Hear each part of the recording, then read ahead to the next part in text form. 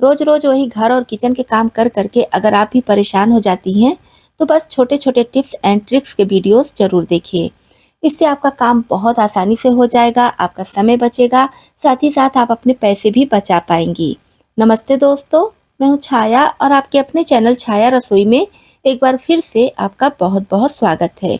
हमेशा की तरह एक बार फिर से आपके लिए बहुत ही यूजफुल टिप्स एंड ट्रिक्स के वीडियोस लेकर आई हूँ। तो वीडियो आप पूरा जरूर देखिए, आपको पसंद आए तो लाइक करके फैमिली और फ्रेंड्स में शेयर भी कीजिएगा और आपके पास भी अगर कुछ ऐसे यूजफुल टिप्स एंड ट्रिक्स हैं तो प्लीज मेरे साथ शेयर कीजिएगा।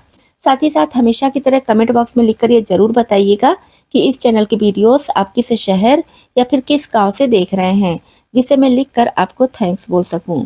तो चलिए देख लेते हैं आज की सबसे पहली टिप। अदरक का यूज हम सभी अपने किचन में करते हैं और उसके लिए अदरक को छीलना भी पड़ता है।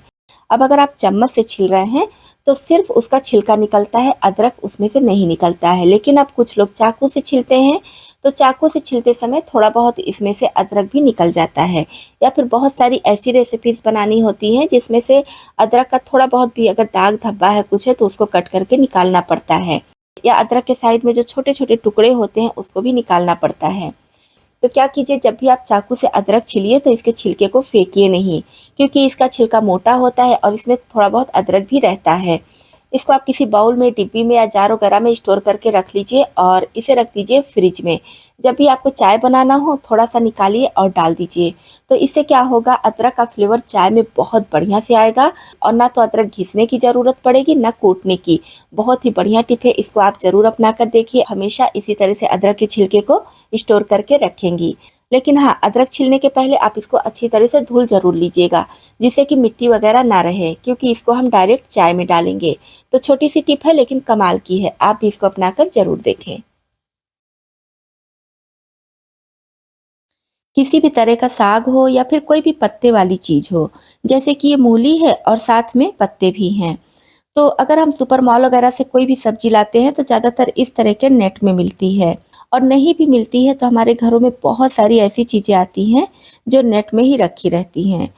तो नेट को बिल्कुल ना फेंकिए, अगर कभी किसी चीज़ के साथ आता है तो उसको संभाल कर रख लीजिए। इसमें साग वाली चीज़ें बहुत आसानी से धुल जाती हैं, जैसे कि ये मूली का पत्ता है, साथ में मूली है। तो इसी नेट के सहित मैं इसे टब वाले पानी में डाल दे रही हूँ। अच्छे से इसे सब तरफ से हिलाते हुए बढ़िया से धुलेंगे और एक बार नहीं 3-4 बार कम से कम आपको धुलना है। इससे क्या होगा कि सारे पत्ते बहुत अच्छे से धुल जाएंगे और इसमें जो मिट्टी वगैरह रहेगी वो भी निकल जाएगी। खासकर चने और मेथी का साग धुलने में बहुत ज़्यादा दिक्कत होती है, पत्तियाँ काफ़ी ज़्यादा छोटी होती हैं तो उनके बहने का डर होता है। इस तरह से नेट में करके धुलेंगी तो एक भी पत्ती आपकी बेकार नहीं होगी और सारी पत्तियां बहुत अच्छे से साफ हो जाएंगी। बस आपको ये ध्यान रखना है कि नेट में खूब ज़्यादा साग एक साथ नहीं भरना है। अगर आप एक साथ भर देंगे तो भी अच्छे से साग नहीं धुल जाएगा। थोड़ा कम रखिएगा, मतलब आधे नेट तक रखिएगा तो बहुत अच्छे से साग धुल जाता है। और ये प्रोसेस आपको तब तक करना है जब तक कि साग का पानी एकदम बढ़िया साफ ना दिखने लगे। वैसे टैप के नीचे हम साग सब्जियां धुलते हैं तो पानी वेस्ट हो जाता है, सारा पानी ड्रेन एरिया में चला जाता है। इस तरह से टब या बाल्टी में करके धुलेंगे तो पानी का रीयूज कर सकते हैं। जैसे कि बहुत ज़्यादा मिट्टी वाला पानी है तब तो आप प्लांट्स में डाल दीजिए, लेकिन अगर थोड़ा साफ सुथरा पानी है तो आप उससे बालकनी या फिर बाहर में अगर धुलती हैं तो पानी से धुल सकती हैं। इससे पानी की वेस्टेज नहीं होगी और हमारी चीज़ें भी बहुत अच्छे से साफ हो जाएंगी। आई होप हर किचन के लिए, हर घर के लिए ये वाली टिप भी बहुत ज़्यादा यूज़फुल होगी। यूज़फुल हो तो प्लीज़ वीडियो को लाइक और शेयर जरूर कीजिएगा। चलिए बढ़ते हैं नेक्स्ट टिप की तरफ। कभी कभी ऐसा होता है कि हम सभी के घरों में रोटियां, पूड़ी या फिर पराठे वगैरह बच जाते हैं। ज़्यादा नहीं तो एक दो तो हर घर में बचता ही बचता है।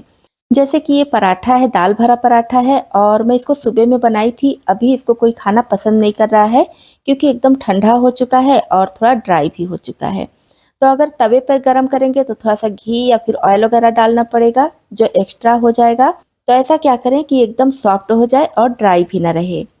अगर आपके पास माइक्रोवेव है तो माइक्रोवेव में इन पराठों को गर्म कर सकती हैं, नहीं है या फिर लाइट चली गई है तब भी आप इस टिप को अपना सकती हैं।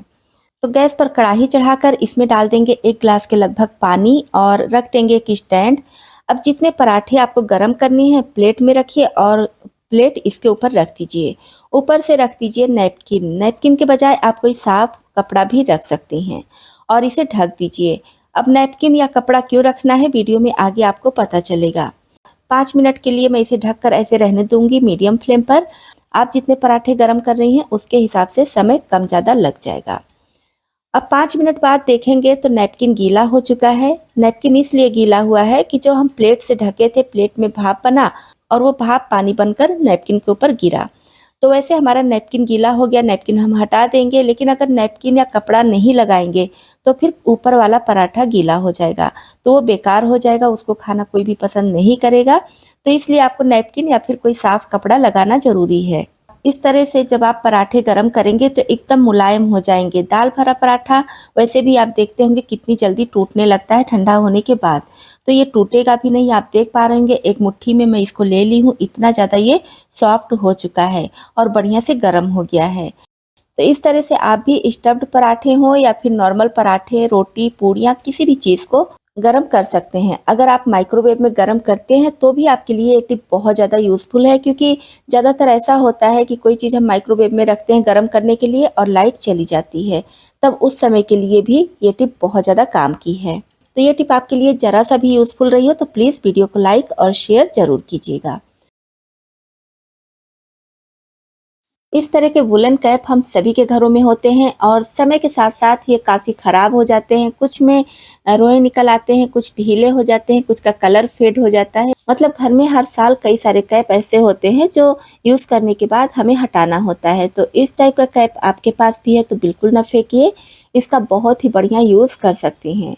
तो इसके लिए हमें चाहिए इस टाइप का कार्डबोर्ड का डिब्बा। आप कैप के हिसाब से डिब्बा ले लीजिए और इसके दोनों साइड्स को इस तरह से निकाल देंगे जैसा वीडियो में देख पा रहे होंगे। आप चाहे तो इसको भी निकाल दीजिए, किनारी वाला भी, लेकिन मैं इसी में रहने दे रही हूँ। अब कैप में इसको हम पहना देंगे। कैप के हिसाब से आप डिब्बा ले लीजिए। ये कैप काफ़ी बड़ा है लेकिन मैं डिब्बा छोटा ली हूँ, तो सिर्फ आपके साथ आइडिया शेयर कर रही हूँ। आप कैप के हिसाब से और बड़ा डिब्बा लेंगे तो और अच्छा होगा। तो यहाँ पर कैप को इसको पहना देंगे, अच्छे से इसे सेट कर देंगे। कैप का जो एक्स्ट्रा भाग है इसके अंदर डाल देंगे।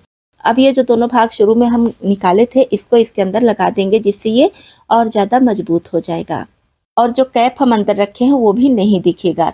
वैसे इस डिब्बे में हमें पेपर वगैरह लगाना पड़ता है या पेंट करना पड़ता तो काफ़ी ज़्यादा मेहनत लगती और चीज़ें भी लगती, लेकिन ये बेकार कैप हम इसमें लगा दिए हैं जिससे डिब्बा देखने में अच्छा लग रहा है और हमारा कैप भी यूज़ में आ गया है। तो ये हमारा बनकर तैयार हो जाएगा, बहुत ही बढ़िया ऑर्गेनाइज़र।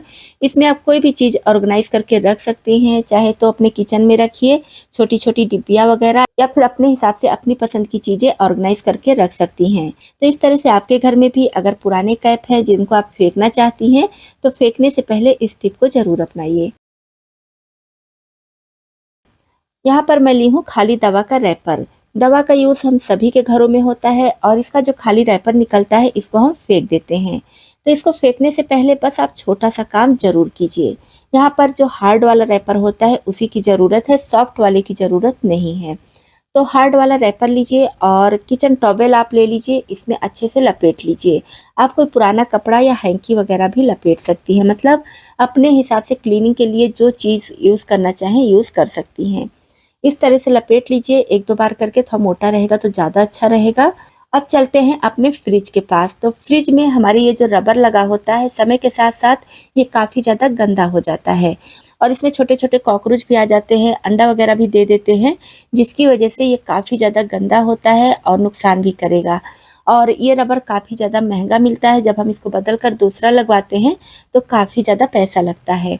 तो आप क्या कीजिए, कुछ कुछ दिनों पर इससे इस तरह से रबर की सफाई कीजिए। तो पहले सूखा कपड़ा मेडिसिन के रैपर में लगाइए और फ्रिज के रबर को साफ़ कीजिए। उसके बाद हल्का सा गीला करके अच्छे से इसे साफ़ कर लीजिए। तो इसकी सफाई कुछ कुछ दिनों पर बहुत ज़रूरी है। तो इस तरह से जब आप खाली मेडिसिन के रैपर में कोई कपड़ा वगैरह लगा कर फ्रिज के रबर की सफाई करेंगी तो सफाई बहुत अच्छे से हो जाएगी, रबर एकदम नए जैसा रहेगा और बार बार निकाल कर इसको धुलने की ज़रूरत भी नहीं पड़ेगी और ये रबर काफ़ी लंबे समय तक फ्रिज का साथ देगा। तो ये वाली टिप बहुत ज़्यादा ख़ास है, इससे बचेंगे हमारे ढेर सारे पैसे और बहुत ही बढ़िया घर में ही हम ऑर्गेनाइज़र बनाकर तैयार करेंगे जो मार्केट से काफ़ी महंगे में लाते हैं। तो इसके लिए हमें चाहिए 3 बॉटल, तीनों बॉटल एक ही साइज़ के लेने हैं, चाहे तो कोल्ड ड्रिंक्स के लीजिए या फिर पानी के, कोई भी बॉटल लीजिए, एक ही साइज़ के लेने हैं। और इस तरह से आपको आधे पर से कट कर लेना है, आधे पर से या फिर थोड़ा-सा बड़ा भी आप रख सकते हैं। जब वीडियो पूरा देखेंगे तो आपको आइडिया लग जाएगा किस तरह से आपको कट करना है। तो बस तीनों बॉटल को इसी तरह से कट करके तैयार कर लेना है। और फिर चाहिए कोई कार्डबोर्ड का टुकड़ा, अगर पतला है तो उसको आप डबल करके मोटा कर लीजिए, मोटा है तो सिंगल ही रहने दीजिए। ये पतला है इसलिए मैं इसको डबल कर ली हूँ। अब ये टुकड़ा कितना बड़ा लेना है ये भी आपको वीडियो में आगे पता चलेगा। अब कोई प्लेट या कटोरी लेंगे, इस तरह से इस पर रखेंगे जिससे कि राउंड शेप बन जाए। आप चाहे तो अंदाजे से ही इसका राउंड शेप तैयार कर सकते हैं दोनों साइड से। एक्स्ट्रा भाग कट करके हटा देंगे। अब इसके साइड में मैं लगा दे रही हूँ टेप, किसी भी तरह का टेप आप लगा दीजिए और चाहे तो इस पर कलरफुल पेपर लगा दीजिए तो और ज़्यादा बढ़िया लगेगा, या फिर पेंट वगैरह भी कर सकते हैं। अपनी पसंद अनुसार आप इसको डेकोरेट कर सकते हैं। मैं यहाँ पर टेप लगाकर देखिए तैयार कर दी हूँ। तीनों बॉटल को इसके ऊपर चिपकाने के लिए ग्लू गन की मदद से ग्लू स्टिक लगा रही हूँ और अच्छे से एक बराबर तीनों बॉटल को चिपका देंगे। अब आपको जो कार्डबोर्ड का टुकड़ा लेना है बॉटल के हिसाब से लेना है, जिससे कि बॉटल अच्छे से इसमें सेट हो जाए। अब इसके ऊपर से भी टेप लगा दे रही हूँ जिससे जो इसकी किनारी है वो भी ढक जाएगी और ये देखने में अच्छा लगेगा। और नीचे साइड से भी इस तरह से लगा दे रही हूँ जिससे देखने में और ज़्यादा सुंदर लगेगा। तो आप अपने हिसाब से इसको डेकोरेट कर सकते हैं, मैं पहले ही बताई हूँ। आप अगर इसको पेंट वगैरह करना चाहें तो कर सकते हैं। तो ये हमारा बनकर तैयार हो गया है, बहुत ही बढ़िया ऑर्गेनाइज़र। आप इसको बच्चों को दे सकते हैं, बच्चे इसमें अपना पेंसिल, पेन या फिर स्केल वगैरह रख सकते हैं, या फिर इसका यूज़ आप अपने किचन में ले सकती हैं, स्पून वगैरह रखने के लिए, ड्रेसिंग पर भी रख सकती हैं, आईलाइनर या फिर लिपस्टिक वगैरह रखने के लिए। तो जो चीज़ें आपको इसमें रखनी है उसके हिसाब से बॉटल कट कीजिएगा। वैसे ये पानी या फिर कोल्ड ड्रिंक का बॉटल बेकार होता है, इधर उधर फेंका रहता है, तो उसका भी इसमें बहुत अच्छे से यूज़ हो गया है।